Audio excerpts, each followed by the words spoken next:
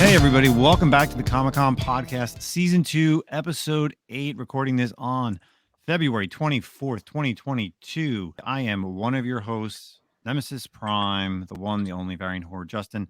Of course, without my buddy last week, Zach, but this week he's back. What's going on, Manimal? Yeah, what's up, everybody? Glad to be back. Had a little vacation last week, went up to the polar north up in Alaska and had some fun activities. But always good to be back and talking comic books, right where I like to be here on the Comic-Con Podcast. Yeah, we had a special guest last week. We had Dom Tover. We talked all about it was very Star Wars heavy. I will say tonight is going to be semi DC heavy, but we'll get into that later in the episode. But of course, we have a 3-time returning guest. We got our man MTG Comics, Greg. What's going on, buddy? How are you, guys? Thank you so much for having me back on.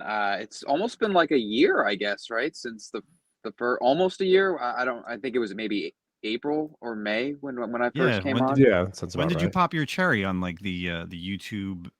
Yeah, I think it was that. I think I remember thinking of the show in April, and then I think you had me on like real soon after I kind of made it public. So yeah, it's crazy that we have got one in the books, and now we're talking about a second. Yep. So we brought back Greg. If here in New Jersey, if you didn't make it out to KingKon Show #1 last year, Greg had great reviews, and it was just a packed show. I attended. So he's having another show. It's not too far away, so we wanted to make sure that for all our listeners that they can come out. Get out here if you're in the tri-state area. So, Greg, why don't you tell everybody when the show is, where it is, and what can we expect, and some of the vendors who are, of course, part of this whole comic book IG YouTube community. So it is March 19th, Saturday. It's in Iselin, New Jersey. So if you're familiar with it, it's a part of Woodbridge Township. It's another venue. It's another hotel, but it's another venue that's right off the Garden State Parkway. Exit 131. So it's very easy to get to, especially if you're in New Jersey and you're familiar with the area. You come right off the exit and you're right there. It's only about 7 minutes further south if you're coming from north than the other show. And if you were coming from south, you're closer to it. The venue's doubled in space because the first show we felt like we outgrew, and it was a little tight with parking, and so many people were there, but it was fine. It was perfect. It was what it needed to be, but we felt that we needed to upgrade a little bit, so we got this bigger space, and we added more vendors. The existing vendors all re-signed back up. Some of them added more tables, most of them. But we got a couple more vendors from the community. Bronzeville Comics, Mike the Beast. From the New Jersey area, we got Fury Comics. Zap Comics is going to be there this show. Yeah, so Ben is going to be able to make it. A couple of just like new people, some people from Long Island. So yeah, it's going to have fresh faces and some familiar ones from last time. And then, obviously Gary Comics, and the Defects will be there. You guys will be there. Well, you'll be there, Justin. But so I mean, it's just and just so many people turned out for the last show that I hope they all show up again. Yeah, I think and what's even great about this show, and you obviously didn't really mention this, but it's perfect because where it is, you can actually take the metro line, the train. So like you could come all the way from like South Jersey, literally just take the train up, and it's like a 2-block walk to the hotel. Or if you're coming from like Newark, there's all the connectings into Penn Station, directly the metro line. And so you don't have to drive if you don't want to. Tons of people are going to be there. I know you said obviously Zach's not being, obviously Zach can't come, and there's not a metro line from El Paso, unfortunately. Yeah, take the long railroad. But unfortunately, myself, I will not be attending. You can't make it. Yeah, so I remember it being borderline, but I wasn't sure that it was all right. Yeah. I'm So gonna go originally now. I was set up, the Comic-Con podcast was going to have a table. And then unfortunately, it's the same weekend as I have a work event out in Dallas, and I was going to leave on Saturday and probably go to the show a little bit, but unfortunately I'm actually leaving on Friday, so I'm getting an extra day in Dallas, because it's also my first time out there. So I figured, Oh, you know nice. what, when I get out there, get some, do some hunting. My boy Zach may take the drive from El Paso to Dallas, It's a maybe. bit of a shorter drive for me, that one. So Yeah, but I think this show is absolutely awesome. Unfortunately, I won't be there. Um, like the Butcher says, it's a convention. It's a comic book community thing. It's for the community, by the community. Exactly. It's unbelievable. I love how the people that you have there, they're not your typical vendors. Like there's Erod, there's the NY Warriors, you got Street Side Anthony, you got people that Yeah. don't really vend. So for them, it's great because it's like it's not doing like a big show where they maybe feel overwhelmed by like the powerhouses that Greg, you and I go to, like Clifton and Wayne, like those guys, right? It's a little Yeah, I different. mean, it's different because you have the Gary had a very big crowd last time. It was like an attraction almost. Not almost, it was. I mean, and then Zap's coming, and they're pretty much a Jersey powerhouse, Mhm. But you know what? Those other people, you get really good deals at those people that are vending for the first time. You know what I mean? Like, eh, I just think that that's kind of where you can kind of work your magic a little bit more. Like, oh, hey, this person seems new. They've got stuff that's never been touched. Maybe they're selling stuff from their PC. You know what I mean? Whereas the big heads like you were just talking about, they kind of already know how to wheel and deal and all that. So you just got to kind of go in there and strategize a little bit. Mhm. You so always have a game plan when you go to these things, so you know how it Yeah. is. Yeah, I know, but it's also great because it's just the fact that it's like an all day event. When you had it last year, it's 10 to 5, correct? And is there early bird So or? this the last show was 10 to 4, but the early bird was 9 to 10. And we had like a pre-order ticket thing that was a Mhm. little hectic, but this time we're just still doing all cash at the door, and it's from 9 to 10 is the early bird, $15, and then 10 to 5 because last time we did 4, and the crowd wasn't ready to end at 4, so we were trying to kind of tell people they had to leave. So we made it at 1 hour later, so that Mhm. should work out, and we'll see how it goes. But yeah, like you were saying about the community, when I hear that you're not going, I heard the other day another guy that I know from the area that collects. He's not able to make it because he's coming back from Disney. I know March is kind of like a popular time to get out of this area and Mhm. vacation a little bit. But yeah, I mean, it's like something I get a little like oh man, it's so hard. I want everyone to be able to be there. You know what I mean? But that is impossible. You cannot do that. Everyone Mhm. has so much stuff going on, and now that stuff's kind of getting back open. It's inevitable that some people aren't going to make it, but I mean, I'm hoping to do another one again. Going to see how this one goes, and I'd love to make it a 2-day show the next time or something like that.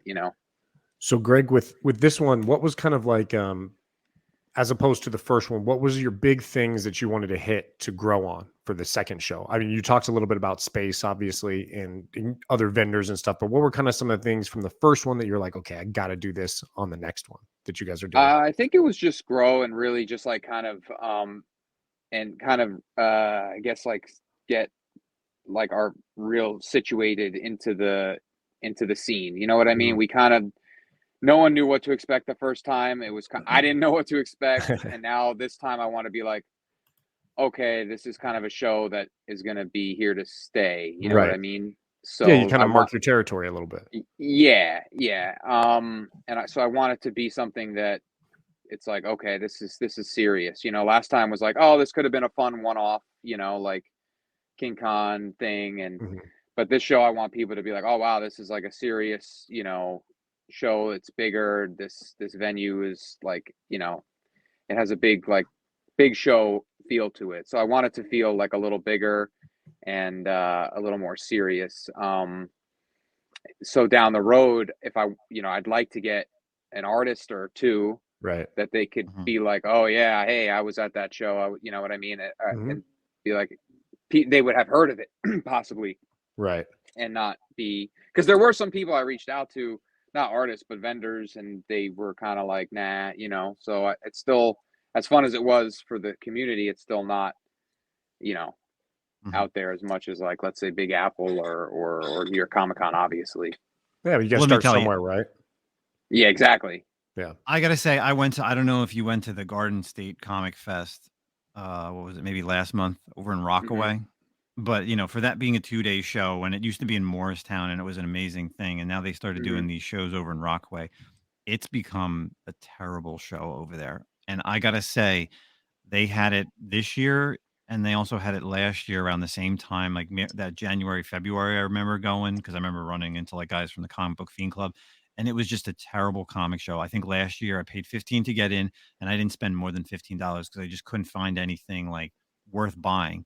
And then this time around, I spent more money literally getting in, buying a print, and having lunch than I did at the convention. And I think it just it's such a night and day. Like your first show was amazing. So many people in the community, so many deals to be had. And the fact that you, like you said, like people didn't want to leave at 4 o'clock. Like I was there at 9 o'clock and I was on my feet the entire time till 4 o'clock. And then we went to the after party. And you're right, like you don't want to leave because you're just hanging out with all these Yeah. people. And Mhm. it's you don't even know what you're doing, whether you're spending money, you're just hanging out with people, like shooting shit, talking about spec, just like everything. And I think that's what's great about your show is that it already has that, that solidifying like effect. I Mhm. think this show is definitely going to be great. It's in March. We're kind of getting past that pandemic time. It's a bigger venue, like you said, so you got people having Mhm. more tables. Everybody is talking about on YouTube, all the big people that have, went to your last show. Of course, you got the guys with Pressable Defects. They're helping sponsoring it with CBSI. I think you're going to kill it this time. Unfortunately, I can't attend, and like you said, one or two other people can't. But that doesn't mean that it's not going to be an amazing show. And can't wait to see tons of pics out there from all over the internet. Um, what are some things? I guess really some other people that are in the community. What have you heard like pre-buzz? Like, what was the difference promoting the show last time to this time? Because I know, yeah, I guess last time it was like what? It was really just like going to shows. What was kind of your gears this time around for help promoting King Kong too? Well, this time I did kind of the same stuff where I gave out some stuff to shops, and this time I got more flyers, and I was able to mail them to, like, Jay, and he was handing out stuff up at in his shops up in New York. Mhm. Um, and I think just like a little more word of mouth, just like, people talking about it on YouTube and people seeing the last stuff, like listening to it on here about, the show, and Erod talking about it on his show. And, everyone had such positive things to say, which was so great. And I think it had that a little bit of effect of, like, I don't know, FOMO maybe, or like, yeah, they missed out a little bit because it wasn't just like, oh, like about the books. It was also about hanging out and, seeing everyone. And like you said, we went out afterwards and it was like a full day, thing. Mhm. Um, so I think it promoted itself almost organically from the last show, whereas I kind of did some of the same stuff. I wanted to get a theme going with like a logo, so you could see that it's like two, and each you Yep. kind of get the sense that each logo is going to be a little different. Um, so I'm just having fun with it, just doing stuff, stuff like that. Not taking myself too seriously and not overwhelming myself, and just making sure people everyone's showing up, being able to buy good books and not make anything overly expensive. And the expenses were a little different this time, and I'm sure they're going to change, but we were able to keep it the same as like the $5 entry and stuff like that. So yeah, like I said, just having fun with it and just letting it kind of grow organically, not forcing it down anyone's throat. Well, it seems like it's Exactly. working. I mean, whatever you've done, obviously the appeal of the first one has how much fun everyone had, and even your promotion and stuff, it seems to be working. I think I'm hoping you have a better showing this time around, and it just obviously you always want it to grow more and more. So it seems like it's going to be that way, man. I wish I could Yeah, make it and out there. I'm super jealous that you I can't take the metro. So last time though we went up against Big Apple, that wasn't really fun because it was like it was our first show and it kind of just felt like, it was just like awkward a little bit. mhm. So this time it's just us that one day and no one's, there's no whatever going on outside of other shows. And I'm getting a lot of people just reaching out, just being like, asking me questions. And I actually went to Garden State Comic Fest because X was there, Mhm. and Gerard and Nemesis, and they Nemesis Comics and Games, they all set up at our show the first time. So they set up there and I gave them stuff to hand out. I went there, I guess it was the Sunday, and yeah, they said they were getting a ton of people asking about what shows are coming up, and then they would tell them that one, and they were like really interested. I have people reaching out to me on the web from the website. Mhm. Are you gonna have artists? Is CGC gonna be there? All this stuff. I'm like, no, Wow. but hopefully we will. Right. It's just we're just taking it one step at a time. There's no rush. I mean, it's not like this market's not going anywhere. You know what I mean? And Yeah. we'd like to have 2 shows a year, so that's plenty of time. Mhm. What are And you what are you looking for, like, second show? You think for the if you next like this one, venue, you can stick here? I think so because it's a big space, and we noticed the last time Mike and I went to check it out, and it has like if you once you come off the elevator, there's like a meeting room, and you go through these 2 glass doors. There's like a little I guess like entry space that lead to another 2 doors, and then there's like a big meeting room. And I'm like, this would be perfect if we decided to get a writer or 2 or an artist or 2 because it's a separate part. There's like a clear like glass door entrance where you could put a sign or something like that, and it just would work. It's on the same floor. It's not too far at all from the where the tables would be, and that would be like our next step. I don't want to move again. You know what I mean? It's like if we can have at least 2 shows there or 3, that would be great. My goal is not to like move with every single show as down the road. It would be cool to have, I've said in the past to have shows like around the state, the country. But as far as now, I'd like to have like 2 consecutive shows and then maybe build it with like an artist or a writer and something like that. So that'll probably be one of the next steps. So location wise, and I think that's what's the most important with this is because first of all, both of the places you couldn't get lost. Again, we talked about it last year. We said that the Holiday Inn was literally you could see it right off the Garden State Parkway here in New Jersey. This one is You pretty could much see the it same further. thing. Yeah, you Yeah. can see it from further back off the parkway. Yeah. So it's literally there. And I think that's what's most important because sometimes you may hear about these shows and you're given a flyer, and if it's tough to get to, people aren't going to, people may not go because it's not just an easy path. Like, and I think, placement, especially on right off the Garden State Parkway when, we did the comic swap in New Jersey. We had it in my hometown, Roselle Park. Again, you had this King Kong. You got the next King Kong here in New Jersey, like you said, 7 minutes south. You're literally around train the rail station. You're literally right by the turnpike. So whether you're coming up from Philly, Delaware, South Jersey, North Jersey, New York, the Outerborough crossing, man, you're so close to this, and I think this is a perfect location for you. Have you been doing the world tour on all the YouTube channels, getting I went spreading the on word? I went on Mike the Beast, and we spoke about it a couple weeks ago. I know Erod, him and I talked, and I think I'm going to be going on. Well, Erod, we didn't talk on his channel yet, but we talked that we're going to try to plan something. And then I'm going to, the Wednesday before the show, I'm going to go on the Defects and talk about it and hang with them for a bit. But like you were saying about the location, and you said you went to Garden State Comic Fest. I remember when it was in Morristown at the arena, and Mhm. I loved it. I always went. I thought it was great, for what it was. And when I went to, I had never been out to this one in the mall, and I couldn't find it. Like I was calling X, and I was like, where is it? And I'm Yeah. not trying to, say anything, but yeah, it is important to just like, convenience is so important because no one wants to, people are driving from who knows where to begin with. The last thing they want to do is once they get there, not know where to go and be like, okay, Mhm. So yeah, it is really easy to find, and you get off the Parkway and you get right back on. It's literally not even a minute off the exit. Sorry. So what do you I guess really our kind of lasting thought would be, is there, other than the future shows, and you're constantly having these growing of the King Kong, what do you think you want to do for the third show? Do you want to bring in a writer or an artist? Do you want to bring in maybe like a cosplayer? Do you want to bring in, like, I don't know, let's call it a celebrity?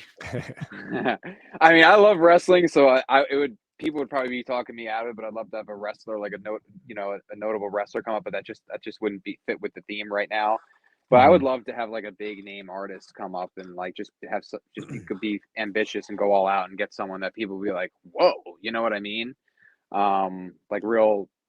I mean, I have a few names in my head, but just stuff that probably wouldn't happen. But yeah, I'd like to get an artist or a writer or both, but just have it make a splash. That would be my goal, and I think that's perfectly good goal to have, because you want to make noise. You want people to want to come and be impressed. Yeah, and Yeah. like with the way that your con's designed, because like you said, it's kind of like a community con right now, and of collectors and whatnot. So you get someone like that, and then you mentioned it earlier, if you could get like a CGC facilitator out there, I mean, that's huge. Like that's big for the community. Like the guys who are out there moving books, signing books, that are doing all that, it makes their life like so much easier. So I mean, that's obviously probably like the route, right, that you want to get to. Yeah, I would So, love to have CGC, CBCS, people there that could help. PGX, right? PGX, PGX. Yeah, so that's definitely the plan, is to kind of go, but I want to do it like calculated and not get too wrapped up and have it all be a mess. Yeah. And someone else, I mean, obviously it's a growing community right now, is and it kind of makes it an easy place to jump onto, is have like someone from the Whatnot community also show up, Oh, we are actually. We do. Sweet. Well, Ben from CBSI is coming, and he's going to be doing something with Whatnot at the show. Awesome. Yeah. I mean, that's like ground. They're still so, obviously they're rocketing ahead, but they're still so ground level that it's like it's easy to jump on for like a smaller, con right now that's not established. They're still like, it's still a good area for you. So that's awesome. I don't know exactly what they have planned exactly, but I know they have 2 tables, and they're going to be doing something in conjunction with Whatnot and Ben. And I've never met Ben. I've talked to him on the phone a couple of times. I'm looking forward to meeting him. And yeah, I mean, it's just I don't know what's going to come out of it, but there's always like something new that I would never think of, probably, that will come from this show. Well, we look for, again, unfortunately, Zach and myself, cannot attend, but, it's literally around the corner. It's less than a month away. So if anyone can get out there, like, absolutely go. If you're a comic collector and you want to buy books and you got some money to spend in March, this is the show to go to here in the tri-state area, without a doubt. Even if you have to drive, 4 or 5 hours, and you want to spend the Saturday, and it's in a hotel, and it's in a good hotel. It's not like a shitty hotel. Yeah.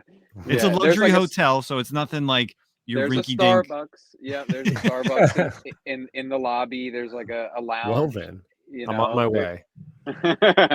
There's like I think a Japanese restaurant down there too. So yeah, it's just definitely come by. Like, just take the trip. It'll be worth it.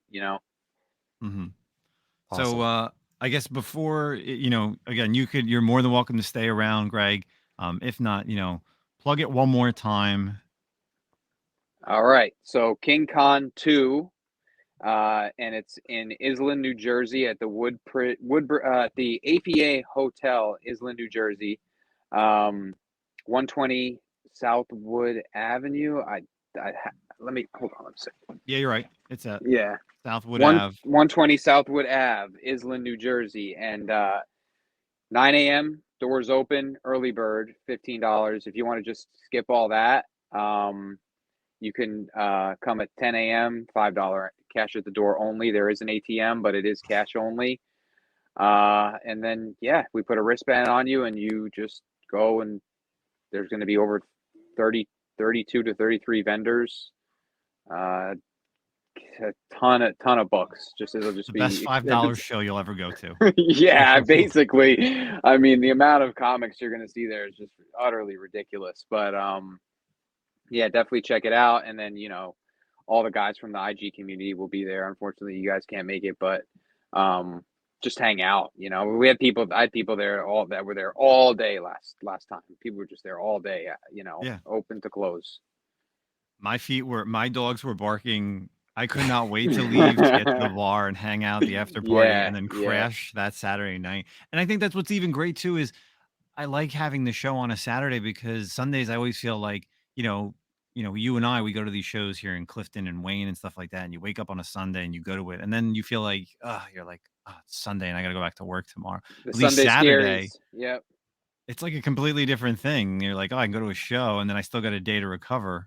I'm the same way. Like with the Sunday shows, I'm usually, in and out for the most part because I got so much stuff to do on Sunday that I don't want to feel like the day slipped away. But like Saturday, you have that buffer, you know what I mean? Not with Sunday as being the next day. And then if Sunday shows are your thing, maybe the next show we might, we're going to try to do a 2-day show too, but that's nothing crazy. Wait, it's never, if you have a lot of people show up, and you see how much traffic you have, definitely a 2-day show would be the thing to, and that's really, I guess, your next growth thing. So, but Greg, really, we appreciate you coming here on the podcast again. Guys, thank you so much. Hey, congratulations on the success as well. Hey, enough thanks, to do man. another show. I mean, that's huge. Yeah, thank you guys. Hopefully, you can make it someday. And Justin, I'm sure you'll be able to make the next one unless I purposely book it when you're going to be away. No, believe me, I really hesitated, but it was $200 cheaper to fly out to Dallas on Friday. So I said, you know what? I've never been to Dallas. I was like, I'll get an extra day to actually enjoy myself. Maybe I'll do a little, comic hunting out there. So be prepared, Dallas. Justin's coming to your comic shops. All right, guys. Cool. Thank you so much for having me. Greg, take care. Easy, Greg. We'll talk to you soon. All right. Have a good one, man. Later. Take it easy, guys. All right, everybody. So, of course, Greg, MTG Comics. Find him on Instagram. Check out the KingKon Show also on Instagram. Again, March 19th this year, 2022. Going to be an awesome show in New Jersey. So, Zach, I know you're like, I know I love Zach's always fun when, this is obviously not a visual podcast, but I love Zach. He just kind of sits there and listens to our New Jersey stories. And I'm sure a lot of people out there who are listening to this don't know like these New Jersey things. It's all good. I'm good. I'm used to it at this point. It's fun to hear. It's fun to hear Greg talk about it, man. I mean, like, let's be honest, dude. I can't imagine the work that goes into trying to set something like this up. Right. And he's so positive. I'm kind of like, I know how I am. And I'm like, I probably am more of like a negative person where I'm like, oh God. And then this happened. And then I couldn't do this. And he's like positive. I haven't heard him like in the past 2 times we've talked to him ever talk about like a negative thing that's occurred, with like, oh yeah, I'm having a lot of issues with this or that. And that's going on, right? There's a lot of frustrations. And so to not hear him like say it and he still like is going through with it, I think that's awesome, man. I think it's really impressive.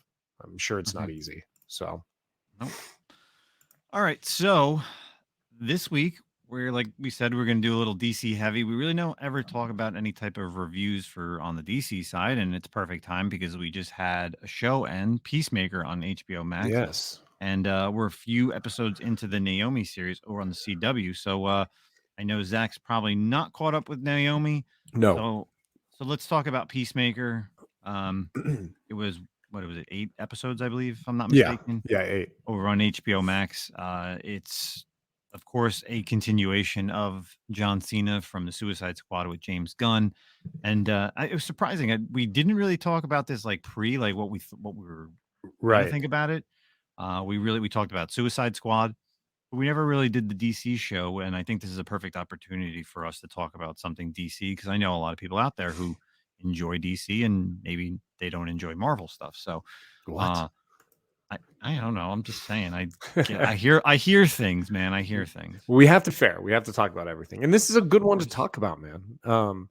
Like you said, it kind of slipped on. Maybe this is just me and us in general, because the show kind of slipped under the radar for me, anyway. We heard the Peacemaker talk was going to come when the Suicide Squad movie dropped.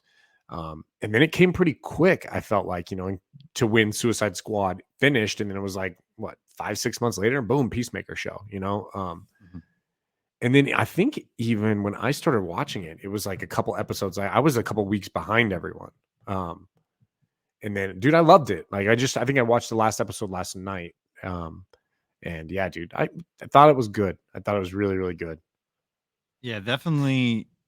The thing is with this show, especially, so if you don't know, John Cena literally did every interview with the Peacemaker costume on. I didn't know that. He literally, every time, if you've seen him on any, whether it's Jimmy Fallon or any of the late night shows or any of the daytime talk shows, he literally was wearing the Peacemaker costume.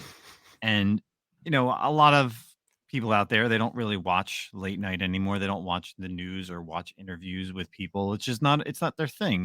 Hey, we're all comic heads. We're probably watching comic book movies or reading comic books, right? Mm-hmm. So, the buzz on it, you really don't know. Like, you don't know where it's going to be. You don't know the attraction. Yeah, there was like a trailer, and it's like, well, it's on HBO Max. How many people really have HBO Max compared to, like, let's call it Disney Plus or Netflix or something like that? But it started in the new year, and I think that was the issue, is like, you didn't really know about it, like, and I didn't realize that the first 3 episodes dropped on the first day. And I kind of like that with HBO Max, because they did that with, like, the DC Titans. They did that with Young Justice, where, instead of just giving you 1 week and then you're like, all right, well, am I going to like this show or not? At least they'll give you a few episodes. And then you're like, okay, if I watch the first 3 episodes and I don't like this show, I don't need to finish it. But if I do, now I feel like I'm invested after the first, 2 or 3.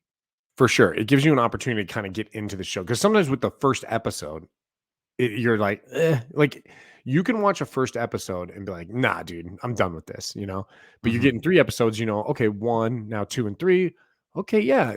I'm really kind of into this for sure. I think that it's a strategy that has like started, like, Amazon Prime does that as well. I kind of feel like they were the first ones who kind of started that whole, like, first 3 episodes thing. Like, that's how The Boys was. That's how Invincible was. And it works, man. I think that's the way to go with these. If you're not doing, like a Netflix dump drop with all the episodes at once, for sure. I've started Netflix series, and after the first episodes of shows, I'm just like, I don't know. Do I want to continue, even though, like, they're already there?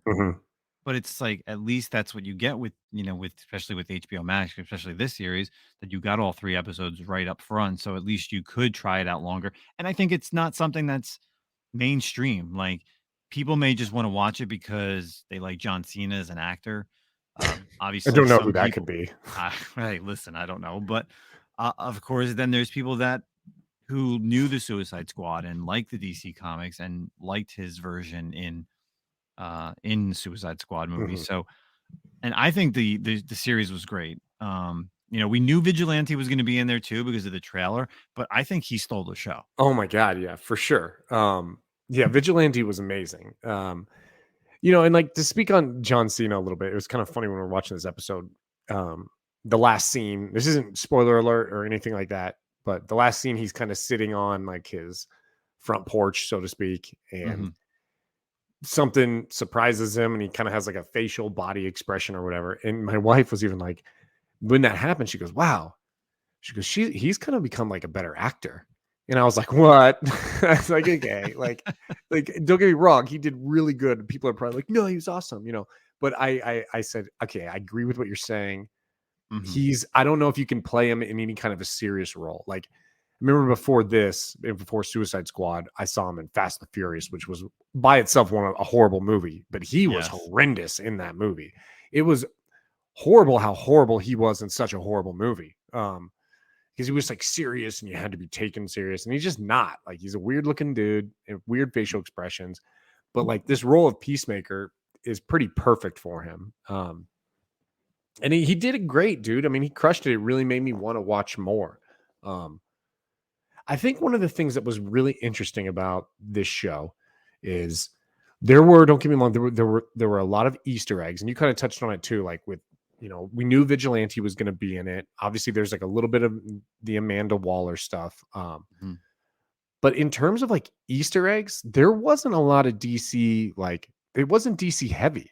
I mean, right? Like the villains, the butterflies. I mean, that was a new character, right? That's not Yeah, I think that was completely all new. Obviously his father, the what. right. They What's kind of great about changed this that. too is that, and I don't know if it's because like people just don't like the DC spec, but it's just like I literally just watched every episode and enjoyed it and didn't have to Right. worry about like, oh, who's gonna show up, what book is gonna blow up next week because Mhm. so and so character is in it, or they showed off something. Like they mentioned Batmite in one of the Right. episodes. And like I didn't Yeah, see that almost book every go episode they kind of flying. had those little like shout outs, you know what I mean?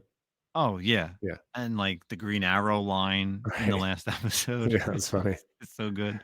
Um, but, like, obviously, people are, like, calling Vigilante, like, the Deadpool ripoff, and I get it a little bit, like, Adrian Chase, if anyone who's seen Arrow knows Mhm. that Vigilante, or even have read the comics, like the Teen Titans comics, that's not who Vigilante is, but if you've also watched like the DC Universe Harley Quinn show, they've literally taken all those characters and completely thrown them out the window. And I love what they did here with Yeah. Vigilante and Peacemaker. Like it's very buddy buddy. Like it borders the line of like, are they gay for each other? Because it's just like it's so fun. It's absurd. Yeah, it's like an Yes, absurd exactly. relationship. Yeah.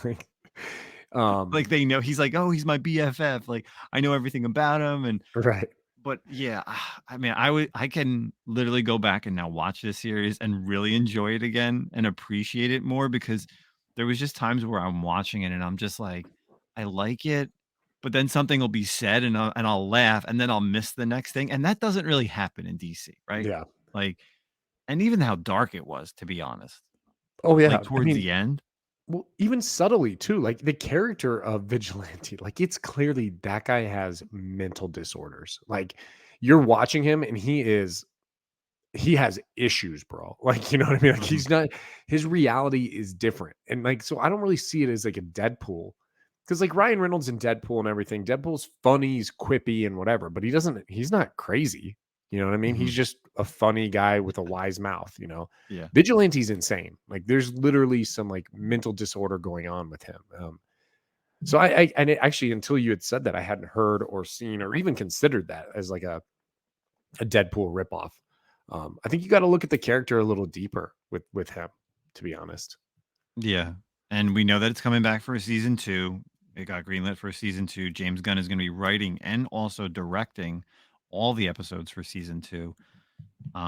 And I think back to what you said about like um, John Cena, the way Mhm. how like he's not a good actor. It's the same way I feel about The Rock. Like The Rock plays the same character in every movie, Right. and even like when we've seen him in the little teaser for Black Adam, like is he gonna have a you know like is he just gonna talk like The Rock, or is he gonna have like some type of is he gonna almost talk like kind of like a Aztecian, right? Like that's where I can't think of the name. Kondak is the name of his empire that he Yeah. lives in. Like, is he gonna talk a little bit different, or are we literally gonna get him like The Rock in every movie, how he acts? Yeah, and The Rock is another actor who has definitely grown in time in his acting skills as well. But you're completely right. Like it does seem like he always plays the same character. I mean, even Jumanji, you know what I mean, where he's not that character, but he kind of is that character because he's just like a big galoot, Like I Yeah. mean, that was his character, but he's like a wienery dude inside of a big galoot's body. Um, yeah, I don't know. It'll be interesting to see him. I want to see him play like, and we're totally kind of going off topic now, but with Black Adam, I'd want to see him be a dark, serious. Like Black Adam is a very serious character. You know what I mean? Like he's not throwing quips out. He's not funny. He has a lot of torment in his life. That's what I want to see. I'd like to see a darker, like serious, take on him or take on the Rock of Black Adam. So it'd Mhm, be interesting to see how that works out. But you mhm. you have to wonder with the success of like the Suicide Squad movie, Peacemaker, like is now DC because obviously the humor, and I've heard you talk about this before as well. Like the humor is a Marvel thing, and it irritates you with Marvel, and I get that. And then, but there's success in that. You're seeing the success, and now you're seeing DC. Are they moving in that direction? Are they going to start interspersing like more comedy in their universe, which I'm completely against? I think you lean heavy into how dark DC is. That's what they have going for them. But I guess we'll see in like these other movies. You know what I mean? Yeah, I think it's only really going to be for this.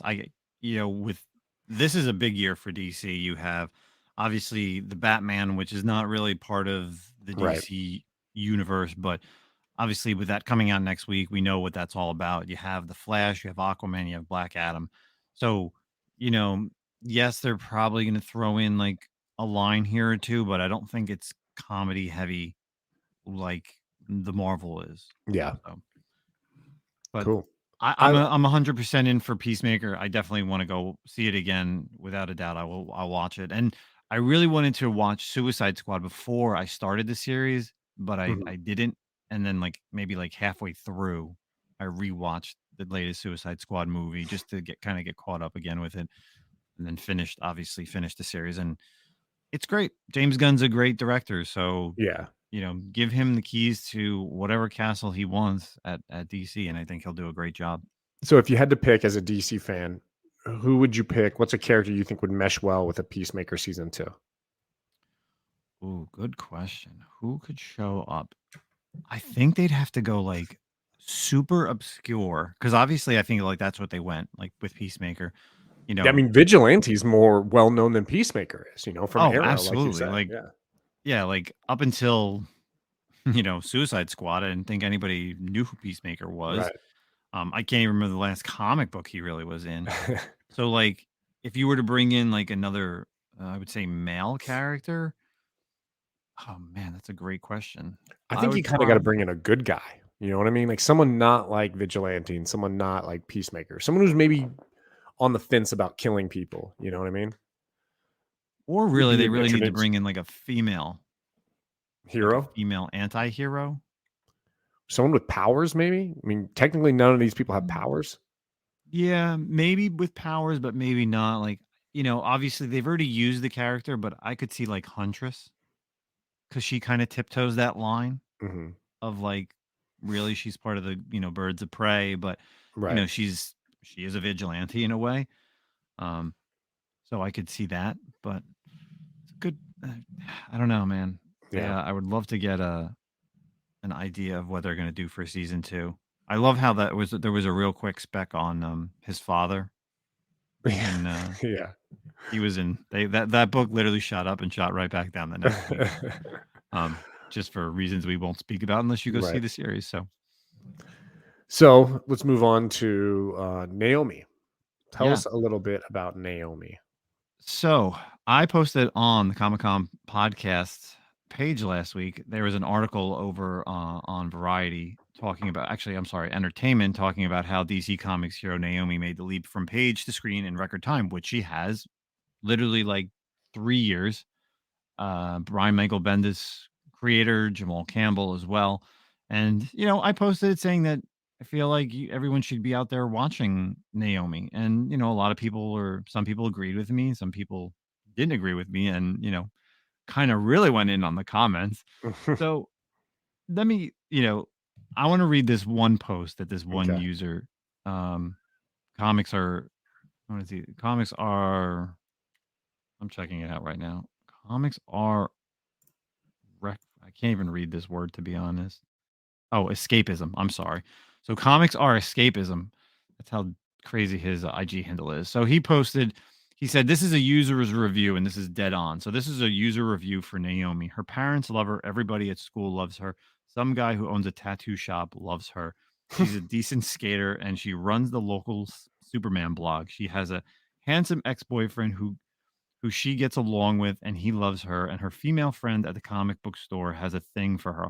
All she needs is to get superpowers and all will be well. I waited my whole life for blacks to be taken as power as more than the token. I bought Power Man comics off the spinner racks. I watched Super Friends. I was happy to see Black Lightning in the late 70s.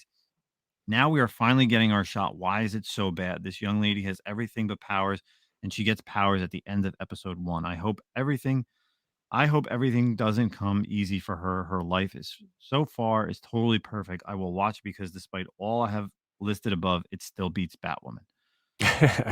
So I'm not even gonna get into the racial thing, but Mhm. I'm not even gonna address that. If that person actually read the comic books, they'll know what Naomi is all about. I think the issue here's my let me give you my gripe with Naomi first, and then I'll go into why I like it. And this is an ongoing gripe with all the CW shows, is that every CW show needs to have a superhero team. Right. Arrow, Flash, Batwoman. They all need to have that body, and then they need to tell everybody who they are. Mhm. In the comic book world, that's not how it is. And we've even seen that in Spider-Man, right? Like he tells his friends, his Aunt May, like this and that. In Naomi, I feel like that's why she has this group of friends around her, because that's the dynamic. If you just have just Naomi, there's no story around that. There's no likability. There's no, well, if I don't like Naomi, maybe I'll bond with these other characters. And Mhm. that's the issue with CW, is that they always need to have somebody else to talk to, because you have to remember that in the comic books, they are always talking to themselves and there's word bubbles, right? Right. So, and I think for the majority, this show is literally right off the comic books. My only other gripe with this show, other than, of course, the team thing, but that's an ongoing theme, is the parents. In the comic books, it's two normal um, uh, white male, white female adopted her, whatever. In this TV show, we have a white military guy and an Indian mother who found each other. And for the most part, like, that really wasn't the comic books, but then people are going to say, well, they've done it in different things. And Right. that's just, if you really want to get it, get it. They were just normal. They were just two people that found her and adopted her. But everything else, like the character D, who runs a tattoo shop in the comics, he really runs a mechanic shop. But he's really cool because he's what are they called? Thanagarian, like where Hawkman's from. Yeah. Like, he's cool. He's got the metal wings. Like, it's badass. It's literally like out of the comics. She runs the Superman blog. She talks about comic books. Like, that's something that a high schooler, or if what CW wants is to get the younger generation to Mhm. like comic books and like comic book shows, is to get this in it. It's very And Brian Michael Bendis. of course, Yeah. we have not seen Miles Morales yet on a live action, but we did get him into the Spider-Verse, and it made Miles blow up for a younger generation who, you know, yes, they know Peter Parker, but there's a different variety of Spider people out there. We have the Gwen Stacy. How many people post, you know, uh into the Spider-Verse have you seen, the cosplaying Mhm. children, kids? Right. So it's the same thing here. Like, Naomi can't just go, you can't go Naomi. And again, having her come out of the comic books after like 3 years is amazing. I think this is, and we're only 5 episodes in. The latest episode just came out this week on 2/22. I literally watched it. I posted this last week after the fourth episode. They need to move things forward. They need to change things a little bit with the comic books, and that's 100%. And I get that. But to say that the show is terrible, have you really watched, like the Flash and Batwoman and Green Arrow? Like, they're characters who literally needed to give you the entire story in the first episode, or you weren't going to be hooked. Mhm. Like, she has to get somewhat of a powers, because there's obviously that likability. The whole team aspect is more of like a Scooby Doo. Like, that's how I look at it. It's kind of like a, like Everyone's they're got their always trying. role. Yeah. Yeah, that exactly. That's what it is. So, hey, let's get this generation to like, it's a high school thing. Obviously, if you're currently watching Superman and Lois, you're getting that family aspect with Superman, Lois, and his two kids. But now this is really a show that's all about, the teenager life. yeah, what he's saying, like, oh, everybody loves her, her parents love her, this and that. Like, maybe she, she's not a bad person. Like And some people have that life. Yeah. Probably more people have that life than people don't have that life, to be honest. Like, that's actually probably the norm, that and here parents it is. love them If and you have good lives. yeah. I don't know, like I know I've never been to Port Oswego in Oregon, but I know someone who works out there, and I know that that is a different part of the world than California, New York, New Jersey, Texas, Florida. Like maybe this person may live in like a shitty area. Mhm. Like, have you ever been to Oregon? Maybe all the people are nicer there. Obviously, we know, all the Seattle heads up there. Like, it's a different world. So why can't it be like that? Even like CW Stargirl or CW the universe, the DC universe, like Stargirl. She's another character. Everybody knows who she is. Like, you always have to bring in that aspect of the character, because if not, then it's just like it's too much for them, and it doesn't even have that likability. So I don't know. I thought that review was like ridiculous, and a lot of Mhm. people, some people agree with me, some people disagree with me when I posted it, but I don't know. One person said that the the community theater level acting and writing that requires a detailed map to follow is so bad, and that was from Legion of Comics. Listen, I'm a big fan of this series. I absolutely loved Naomi when it first came out. I was one of the few people that I was like, Brian Michael Bendis.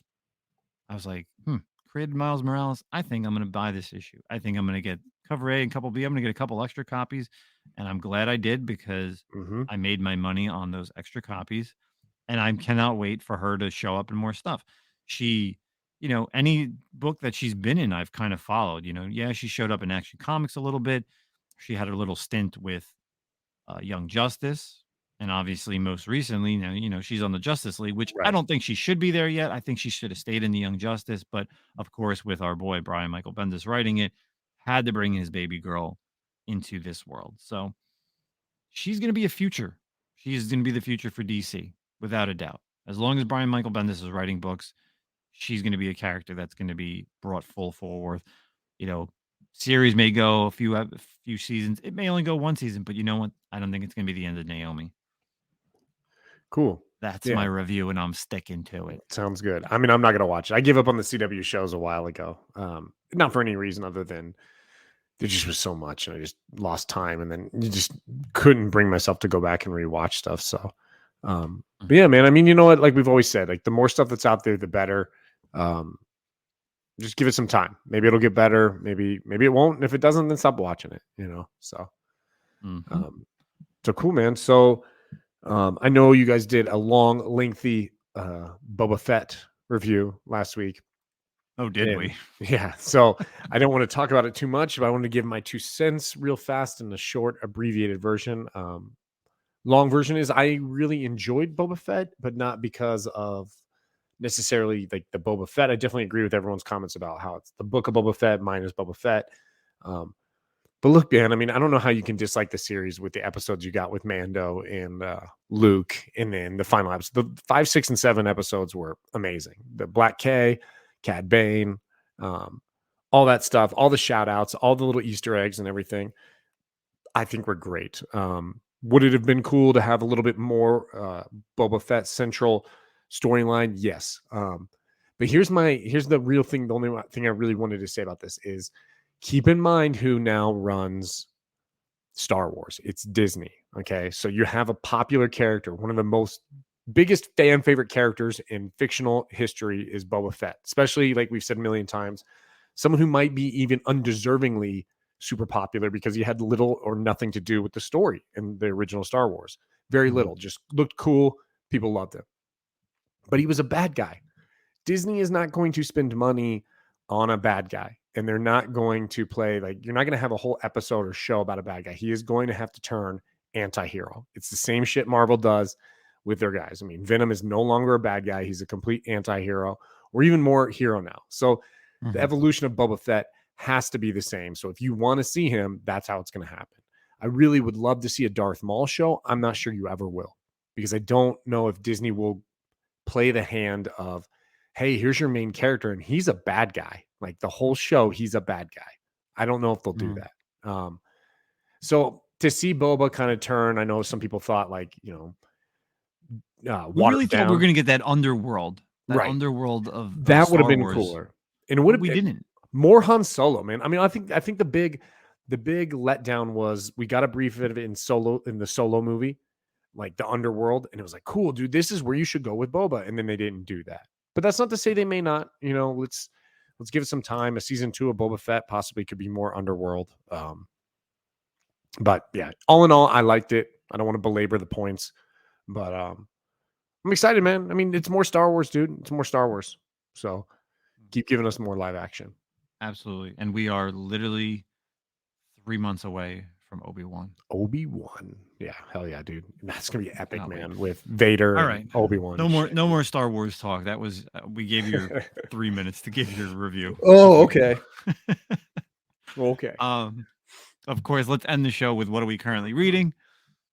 This week, I got to say, there was a ton of books. There's a absolute ton of books to read. I didn't know what to pick for what am I currently reading, but I at least want to give everybody my hot garbage of the week. Yes. My hot garbage of the week was the final issue of Star Wars High Republic Adventures. Damn, was that the last issue? Yeah, 13. I didn't get it.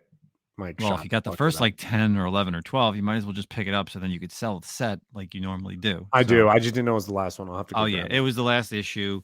It just went nowhere. Like, I'm sorry. This series, it started off good, decent because of Martian Rowe. Like, he's the main villain in this whole Light of the Jedi High Republic era. So you got the first appearance in there. Like, he could have done so much more, but the fact that like they introduced him in a kid's book, like really kind of like was like, I don't know. Because if anyone who's read the novels, or at least if you read the first issue of Eye of the Storm, you know how badass that Martian Rowe is. And like to introduce him in like the kids' book, you're like, oh my God. And just the continuation of the characters in there. And I get it.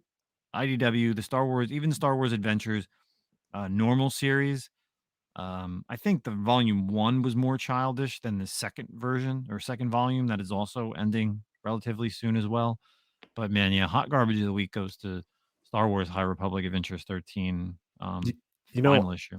I had kind of like, I've been collecting them besides this issue. I haven't got this one, but I had kind of stopped reading them. I pretty much had been like moving through the pages. There was that whole story where like the one Jedi girl had the friend, the little kid who went with Martian Rowe, and like I was like, and then Buckets of Blood, who I find annoying, and even Yoda isn't like, he isn't in there to make it enough like it worthwhile. I felt like I wasn't really reading. I was pretty much just moving through Skimming the pages. it, Skimming it, dude. I hear you. I didn't realize though that actually that makes sense, but I didn't really put it in my head because I think I read Light of the Jedi first before the comics really. I didn't realize that was Martian Rowe's first appearance was in Adventures. So, wow. Damn. Well, yeah, anytime I go out and I see issues number 1 and 2 at comic shops, I always pick them up because if they do something with live action, he is the villain without a doubt. For sure. I don't care. Like, they're going to bring in a Sith. Yeah, but he's not really he's like the main villain. Like, if you've read Light of the Jedi, Rising Storm, Fallen Star, what was it? Into the Dark, like, he's a badass. Like, he literally is a badass. So I'd be picking up his first appearances as much as I could. So, but past that, my pick of the week, and of course it's the first issue, and I always like reading the synopsis for it. So this is an Image book that just came out this week called Step by Bloody Step. An armored giant and a helpless child, together they cross an astonishing world brimming with beasts, bandits, and deadliest by far civilizations. If they stop walking, the earth itself forces them onward. Why? The child can't ask. She and her guardian have no language, no memory, nothing except for each other. So it's written by Mateus Bergaga, and also the artist is Matis Lopes. Did like Supergirl, but it's really awesome. It's like a giant. Think of the Iron Giant, Okay. but it's instead of the Iron Giant looking like the Iron Giant, it's like a big armored knight and and this like little girl child. The entire issue, there's no words. So you actually are reading it panel to panel. Obviously, you could skim through it, but Mhm. you almost have to, think of what they're saying to each other because there's a lot of like facial expressions. There's a lot of pointing, and it's really interesting just the way it's done. It's very fantasy, very sci-fi, like it's like they say, uh, and it even has a little bit of horror in there. I don't know if it's like a 6-issue miniseries or if it's going to be an ongoing, but I definitely liked it, and the fact that there, like I said, it was like a silent issue, like the Yeah. GI Joe was just really interesting. So like I felt like while I was going panel to panel that I literally had to put words into this child's Oh, mouth, interesting. or and even the giant too, because like it's almost like again, it's like it's protector, it's protecting the child. So even if the giant's really not saying anything, it's almost like don't do this or point somewhere, like go here, and like you could see it. Like I said, the facial expressions on the child, like wanting to do things, and like just the astonishing, like seeing certain things, I guess, for like the first time. But there's some stuff that goes on in this first issue. It's really awesome. But I'd give it a shot. Step by bloody step. Interesting. Yep. I have to check that out. Cool. So I don't have a hot garbage of the week. There was a lot of stuff out, and I actually enjoyed most of it. Real quick, did you read Carnage Forever? Yes, I did. Okay, that was okay. wasn't too bad. All the that was kind of my honorable mention. The beginning was a little slow. But Yeah, then that that second story half was weird. picked up. Yeah, Oof. the first story was kind of weird. But anyway, so no, my I got an honorable mention, and it's Ghost Rider #1. So Ghost Rider came back out. It's we've talked about this before, the 50th anniversary this year of Ghost Rider, written by Benjamin Percy. The return of Johnny Blaze as the Ghost Rider. And I don't want to spoil anything up for you. It was good. It wasn't amazing. Don't get me wrong, but I'm a massive Ghost Rider fan. So I love seeing him back. I loved the previous series we got as well, that they kind of like stopped for some reason. So I'm excited to see where this goes. Really excited for this year of Ghost Rider. And hopefully, man, hopefully we get some kind of live action news for Ghost Rider. I mean, god damn, dude. That's what we need. But so honorable mention, Ghost Rider #1. And then my pick of the week for what Oh, we're real currently, quick, can I just oh, pop in for that too? of course, So yes. yeah, I read it. In the beginning, I didn't know where it was going, but yeah, that twist Mhm. towards the end was definitely badass. Like, Yeah, I liked it. they've been promoting a lot of the, in the covers and stuff. And I don't know if it's just because the anniversary, but there was a lot of promotion of all the different Ghost Riders. So, and I hope we see that, like we don't, Mm. and throughout Ghost Rider's history, we haven't got a lot of him interacting with the other Ghost Riders, like a little bit here and there. But I mean, goddamn, dude, there's enough Ghost Riders around now that they can be a damn Avengers team. There's so many of them. So The that'd Ghost be really Rider cool. corpse. Yeah, exactly. So, but my pick of the week is actually not a comic book, and it's funny because actually Justin talked about it a little bit. But I finished when I was traveling. I went to Alaska. I was like, okay, I haven't read this book yet. I'm gonna finish it, and dude, I knocked it out in 2 days. Is Star Wars: The High Republic: The Rising Storm by Kevin Scott. So Whoa. finished it. Like Justin said, it's part of, I believe, what trilogy. I think there's only going to be 3: Light of the Jedi, Rising Storm, and then Fallen Star, Mhm. for like the adult type books. And I have read Light of the Jedi, read Into the Dark, which is the first YA book, and then this one. So this one kind of takes place around the Republic Fair. So if if you've been reading the High Republic, you kind of know what happens. It was really cool. I liked Light of the Jedi, but it's tough with these characters because it's tough reading Star Wars books with no pictures, to be honest with Mhm. you, because they describe a race, right? And you're like, oh shit, which one was that? Is that the dude with the tentacles, or is that the dude with the ball sack chin? You know what I mean? Like, Uh-huh. so like I remember when I read Light of the Jedi, I was like, oh shit, what is that guy again? Okay, got it. A Salustin, that's the dude who used to be the X-Wing fighter and had the chin all weird looking and stuff. But yeah, so I really enjoyed it. I thought it was exciting. I thought it kept me gripped the story. I like the characters they follow. Bell Zettifar is like one of my favorite characters. I love Right? him. Yeah, Bell's great with Yeah. his dog Ember. Yeah, the Charhound. Yeah, it's Charhound, really, really good. I really like that. I also liked Into the Dark quite a bit as well. I like that better than I like Light of the Jedi, and this has definitely jumped on top of that. I think the character I find to be most interesting, the two characters, is I'm really excited to see what happens with Elzar Mann. I don't want to ruin anything, but there's routes that dude's going that could be very interesting as a Jedi. And then, and I really liked this character because I read the miniseries first was Ty Yorick from Monster Peak Temple or Peak. Yep. Peak of Monsters. What is it? Monster Peak? That's what it's called. Yeah. Yep. Temple of Monster Peak. Yep. Yeah. Temple of Monster I like Peak. her too. Yeah. Ty Yorick's really cool. She's just kind of this, to kind of maybe entice you guys to read it. She's a character who trained as a Jedi and stopped, and now she's basically out there not as a Jedi. Think of like an Ahsoka, but rougher, like no longer a Jedi. She's like a monster hunter. Yeah, she's a monster hunter with a lightsaber and an attitude. So she's really cool. But I enjoyed this. I already ordered the other. God, what's the other one? Not Fallen Star. No, the other YA one. After Into the Dark. Mm-hmm. I ordered that one because I want to read that. I want to read them all. So, but then I'm going to read Fallen Star as well. But Marching Row is awesome in this book as well, and just super creepy. And the things that he does in this one, man, I'm getting more excited for the High Republic. It actually made me reading this. I then looked up online, like, okay, give me a reading order chronology of where the comics and the books meet. And I was like, okay, I might go back and now read some of those books again, now knowing where they were. Because you almost kind of got to read them in an order. So you need to literally read them as soon as they come out. Because exactly. so here it goes with Rising Storm. What was that? The Republic one Fair? that you don't like, the Trial of Shadows. Yes, that happens afterwards. Yeah. Yes. Yeah. That first page is literally like the end of Rising Storm. And I want to read that now. Yeah. Yeah. Where like Loden dies. Sorry.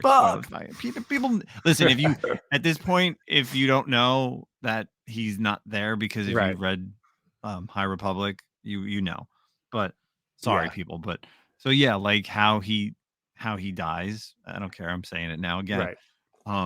Is the first page of Trial of Shadows. And I never understood that. I didn't either. I was like, and I didn't know those two I didn't know those two characters, but now it's like after you read it, you're like, oh, that's what this is. Yeah, I'm gonna go back and reread that little mini series now. And even like with Elzar Mann showing up in Star Wars issue 20, like with Luke, like that's his first comic book appearance. Yeah, like now you get an idea of a little bit like with him and things that you feel like he is tiptoeing, as I should say. Right. So yeah, it's cool. Gonna be interesting. It's tough because it's like, you literally need to read the novels before like the next issue of something comes out, because it's like it's already past that point.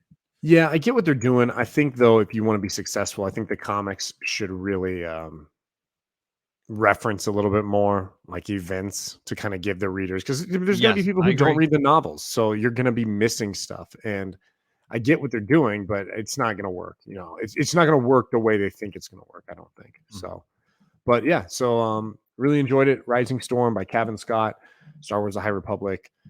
Check it out. And then actually it looks like there's going to be 4 books maybe for the adult ones, but I don't know. I thought the Fallen Star was the last one, because then the only other thing that's coming out is they're doing like an art book which ends phase 1.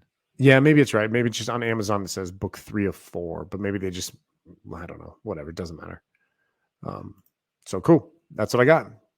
Awesome. Well, I'm glad you finished the Rising Storm, because then now we could talk about that too. Oh, here it is. The Tempest Runners. They're considering which I think is like an audio book. Oh, well, as one of the 4, and it follows Lorna D.